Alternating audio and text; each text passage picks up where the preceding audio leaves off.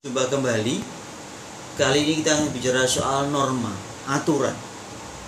Tapi pembahasan kita lebih bernuansa filosofis, dan kita juga ingin mencari bagaimana caranya kita bisa bersikap yang baik. Bagaimana supaya moralitas kita, etika kita sungguh bernilai baik. Ini pembahasan yang akan kita bahas pada sesi kali ini. Ya. Kita mau melihat yang pertama adalah tolak ukur pertanggungjawaban moral. Pertanyaannya adalah bagaimana caranya kita menilai sebuah pertanggungjawaban moral. Apakah perbuatan A, B, C, dan D ini bertanggung jawab atau tidak? Kriterianya bagaimana? Kita ingin melihat itu. Nah, muncul pertanyaan mendasar kalau kita mau bertanya pertanggung jawab, bahwa kewajiban moral adalah sesuatu yang mengikat, mutlak, ya, dan kita dituntut untuk bertanggung jawab secara rasional. Nah, problemnya adalah apa syaratnya bertanggung jawab? Tolak ukurnya apa? Apakah prinsip moral dasar objektif yang dipakai untuk melihat bahwa sebuah perbuatan ini betul-betul bertanggung jawab atau tidak? Nah, ini pertanyaan mendasar.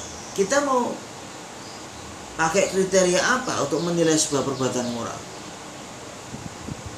Nah, dalam konteks tadi mencari kriteria tadi, maka membutuhkan yang namanya etika normatif. Etika normatif apa? Etika normatif adalah etika yang mencoba mencari prinsip dasar yang memungkinkan kita menghadapi pandangan-pandangan normatif moral yang ada. Maka pendekatannya kritis negatif. Jadi etika normatif adalah etika yang bertugas untuk menyelidiki norma-norma moral yang ada. Maka penilaian selalu bersifat kritis dan negatif. Sekarang mari kita meneliti. Kita mau beretika normatif. Sekarang kita mau meneliti beberapa penilaian norma-norma moral yang berlaku di tengah kehidupan kita.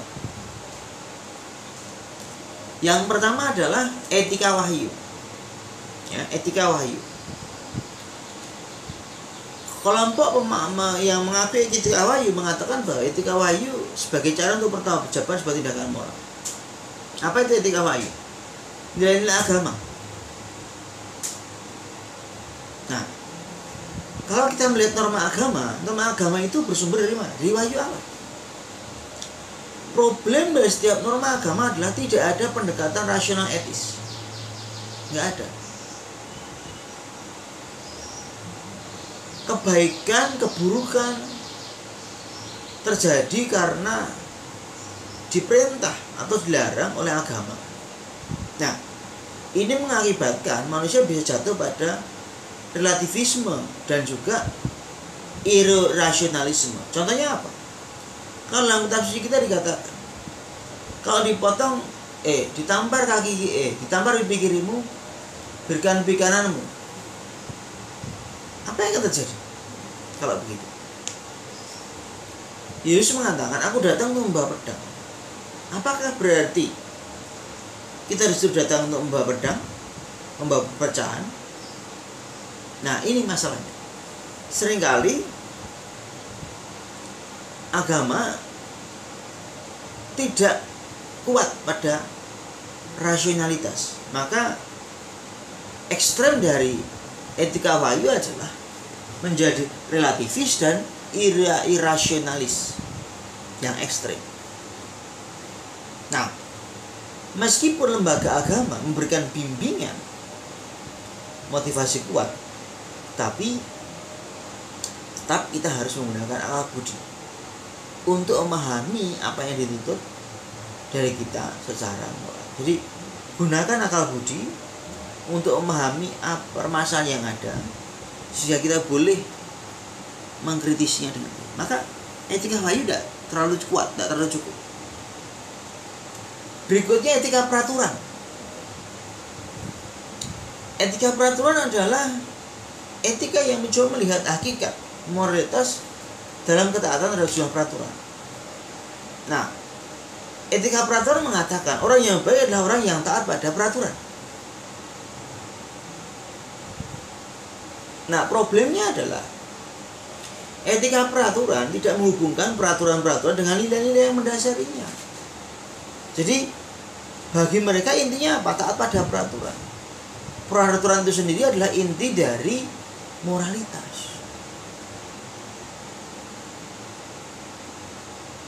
Nah, ini menimbulkan problem berikutnya. Ketika saya taat buta pada sebuah peraturan, maka saya menjadi orang yang tidak bertanggung jawab. Saya lepas tanggung jawab saya. Kenapa? Karena ya pokoknya saya ikut. Kenapa buat itu? Oh, pokoknya ikut. Kenapa buat ini jadi itu? Ayo ikut aturan aja. Ini dalam sikap semacam ini kita mengalami menjadi pribadi yang tidak bertanggung jawab, melepas tanggung jawab. Karena hanya orang bebas saja yang dapat diminta tanggung jawab. Orang yang tidak bebas tidak bisa diminta tanggung jawab. Ini, jadi etika peraturan tidak bisa menjawab soal bagaimana menilai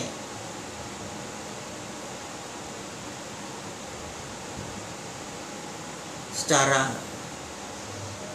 mempertanggungjawabkan secara moral bahwa perbuatan ini ya itu baik. Ini kriterianya apa? Berikutnya etika situasi. Etika situasi sangat dipengaruhi oleh filsafat eksistensialisme. Apa yang ditekankan dari filsafat eksistensialisme? Keunikan, tanggung jawab pribadi. Lalu juga personalisme. Manusia sebagai pribadi, personal. Nah, etika situasi menegaskan apa?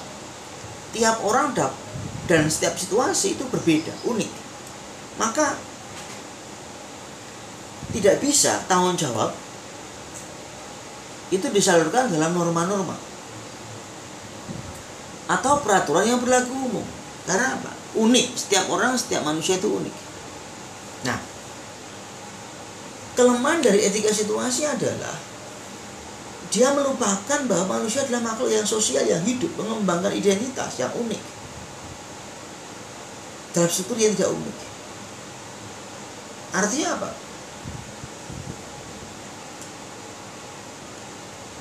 Cara manusia makan itu sama, cara manusia bernafas itu sama, cara manusia memandang itu sama.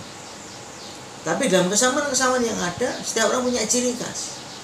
Ini sama-sama berjalan, setiap orang berbeda. Tapi apa? Artinya ada kesamaan, ada keseragaman, tapi ada perbedaan. Maka dikatakan di sini, manusia itu juga makhluk sosial, hidup mengembangkan identitasnya, yang unik memang. Tapi dia hidup dalam struktur yang tidak unik. Maka di sini ditolak norma-norma umum. Ditolak norma-norma umum. Contoh, jika orang menekankan keunikan, maka orang akan menolak bertanggung jawab. Itu. Contohnya, saya unik, maka saya memperbuat kamu. Nah, ini repot kan? Jadi etika situasi tidak mampu untuk menjadi kriteria pertanggungjawaban moral. Nah, berikutnya adalah relativisme moral.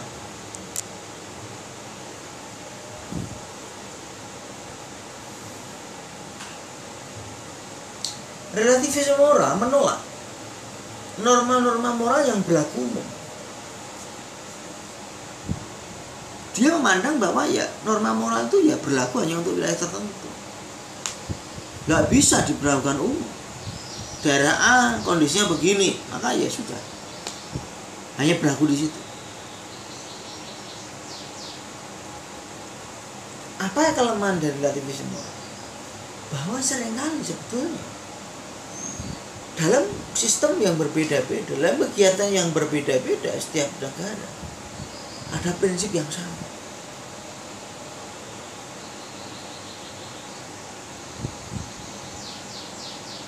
Contoh, ada anak yang ingin merawat orang tuanya dan menghargai orang tuanya dengan cara menitipkannya di panti asuhan.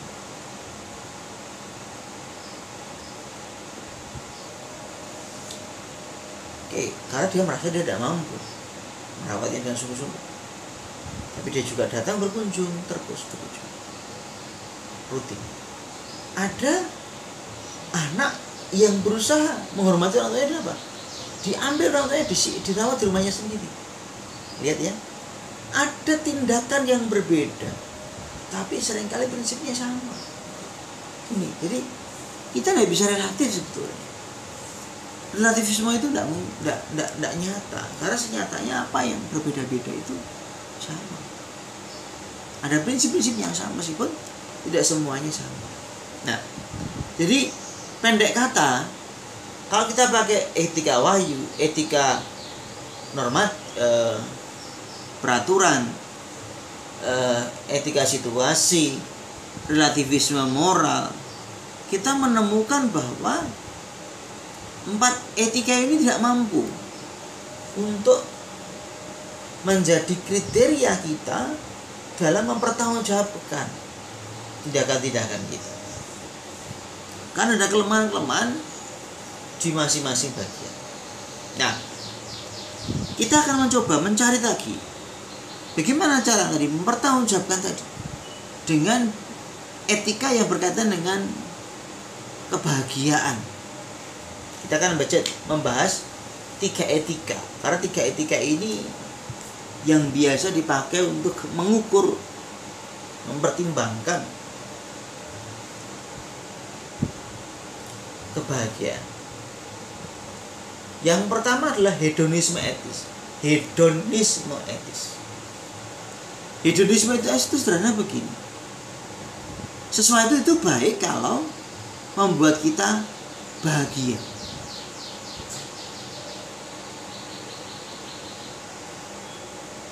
Karena kebahagiaan adalah tujuan hidup manusia.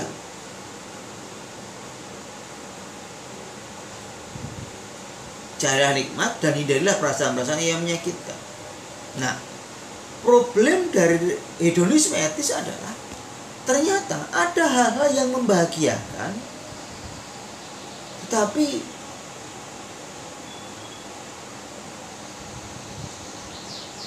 tidak baik. Dan ada hal-hal yang tidak membahagiakan, tapi baik. Contoh, makan yang banyak itu membahagiakan, menyenangkan. Tapi apa akibatnya? Kolesterol, darah tinggi, jantung, liver, dan sebagainya. Tetapi ada hal yang baik, tapi itu tidak membahagiakan, artinya menyakitkan. Contoh, melahirkan, itu sakit, tapi bahagia.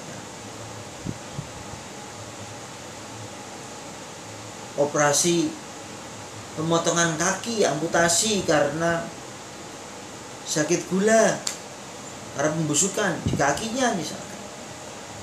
Ini menyakitkan tapi baik. Jadi tidak selalu yang baik itu yang bahagiakan. Karena ada hal-hal yang baik berasal dari hal-hal yang tidak membahagiakan. Jadi hedonisme etis gagal. Memiliki kelemahan. Yang kedua, etika pengembangan diri. Dikatakan bahwa manusia akan menjadi bahagia kalau dia mampu mengembangkan diri. Pendek kata begini, sesuatu itu baik kalau membuat diri saya berkembang, membuat manusia berkembang. Nah, supaya manusia berkembang, maka dia perlu tidak melihat dirinya sendiri, tapi melihat keluar, lihat tantangan-tantangan yang ada, kesulitan yang ada, lalu maju.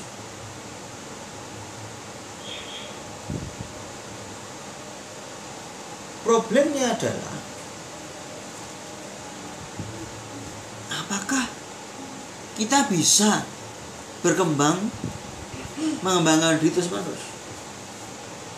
Apakah tidak ada batas-batas yang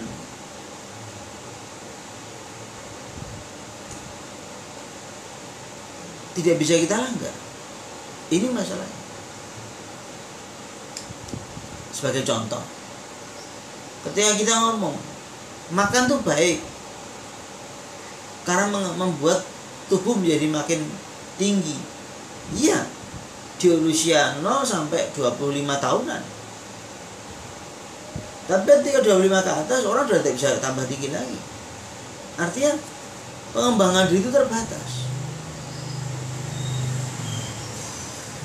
Anda boleh belajar mati-matian di bidang musik, tapi kalau Anda sih tidak punya kecerdasan musikal, ya berat juga. Artinya susah untuk mengembangkan diri. Ada hal-hal yang terus-menerus kita buat, tapi tidak mengembangkan diri. Maka etika mengembangkan diri ini juga memiliki dimensi kegagalan. Tidak mau bertahan dia dengan etika normal. Berikutnya, utilitarisme. Sesuatu dikatakan sebagai baik kalau berguna. Utility.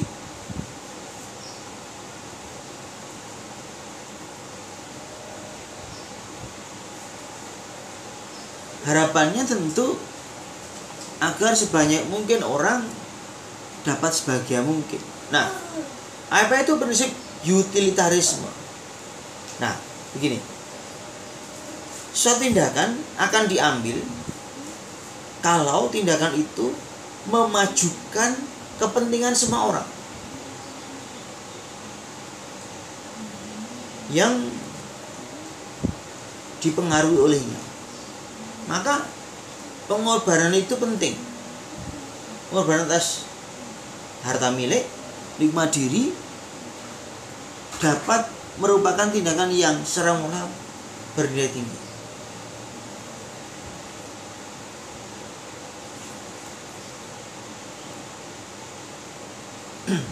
Nah,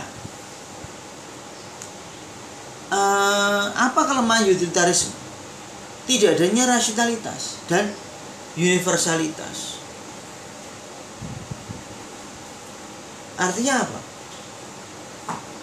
Rasional berarti utilitarisme selalu mengajak berpikir kritis dan nalar demi kebahagiaan yang ingin dicapai.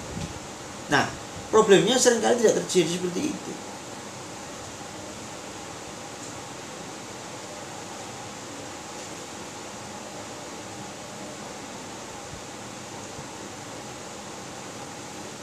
Ya, tidak ada kekritisan, tidak ada rasionalitas. Universal berarti sosial, karena menyangkut banyak kepentingan. Nah, problem dari utilitarisme adalah tidak menjamin keadilan dan HAM. Tentu dia rasional dan universal. Contoh. Anda punya lahan, kebun. Pemerintah mau bangun jalan raya. Dan ini penting untuk fasilitas umum. Ya. Nah, kalau prinsip utilitarisme begini. Saya ambil kebunmu, saya bayar dengan harga murah, lalu dijadikan jalan. Karena apa? Ini untuk fasilitas umum. Ini prinsip utilitarisme. Maka utilitarisme juga gagal dalam menentukan, mempertanggungjawabkan sebuah penilaian moral. Nah, maka pertanyaannya ini jawaban dari Manis. Lalu prinsip-prinsip moral dasar mana saja, tolak ukur mana saja yang dipakai untuk menilai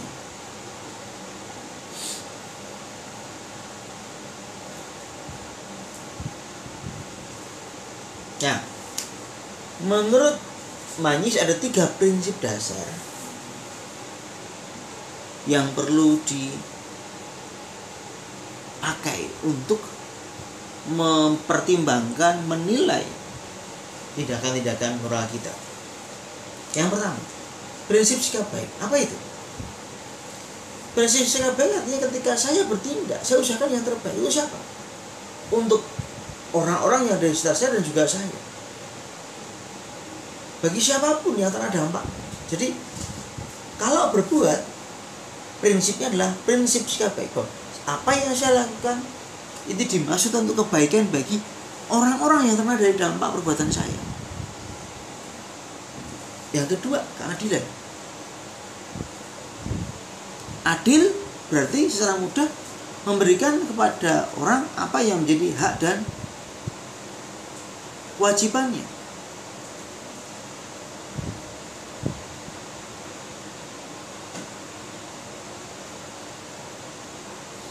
Nah, ini prinsip keadilan. Jadi satu, bersikap baik dan tetap saya harus adil. Yang ketiga, prinsip hormat terhadap diri sendiri. Manusia wajib menghargai dirinya sendiri, menilai dirinya sendiri sebagai bermartabat. Dengan menganggap dirinya sebagai pribadi yang bermartabat, dia tidak akan membuang dirinya dan menginjak-injak dirinya, memperalat dirinya sehingga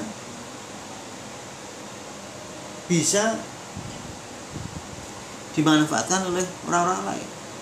Tidak bisa. Jadi prinsip hormat adalah saya menghargai diri saya, sehingga dengan begitu saya menghargai tadi otonomi saya, kemanusiaan saya, kemampuan saya.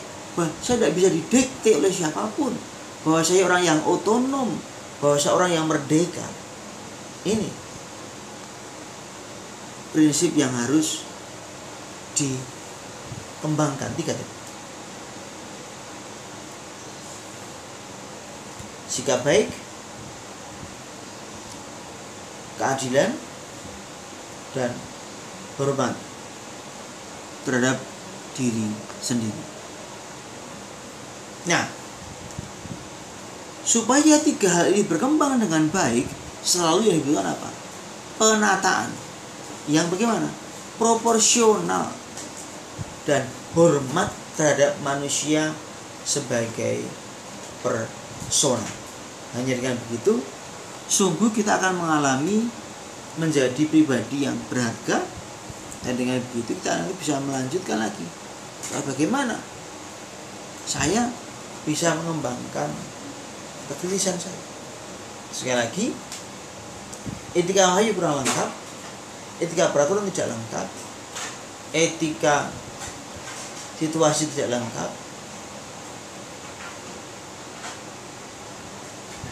relativisme tidak bisa menjawab, hedonisme etis juga kurang, etika pengembangan diri juga kurang, lalu utilitarisme juga kurang. Maka Manyish mengusulkan 3 hal.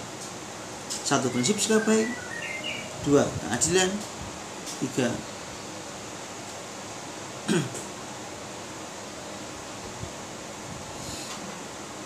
prinsip hormat terhadap diri sendiri. Baik, itu yang bisa saya jelaskan untuk kali ini. Terima kasih. Selamat belajar.